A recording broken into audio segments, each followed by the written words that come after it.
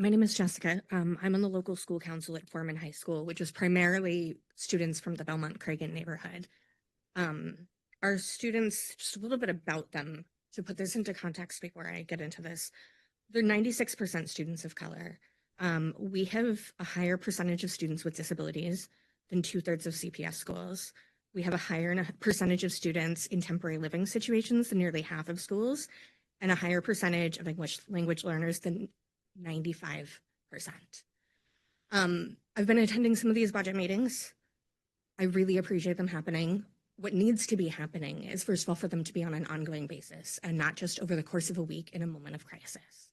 But they also need to be happening at a school level. And they're supposed to be happening at a school level. But for far too many of our schools, that's not happening. Our school is a prime example of that. Our PPLC was not consulted. Our LSC was not consulted. Our student voice was not consulted.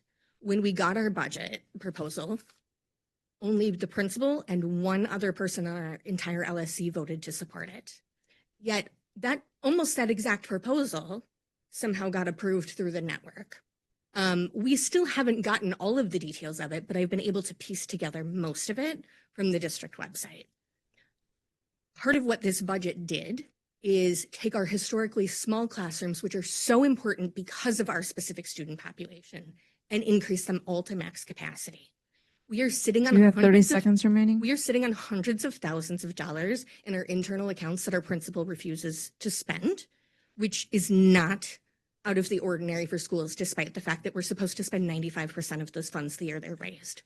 A little over a year ago, we fought to have over $80,000 allocated to student mental health and substance abuse programs, and the principal chose to return the funds to the district rather than doing it, citing it as not a high priority for us. Yet he spent about $200,000 on office supplies and requested from the LSC permission to spend about $65,000 on furniture for the administration.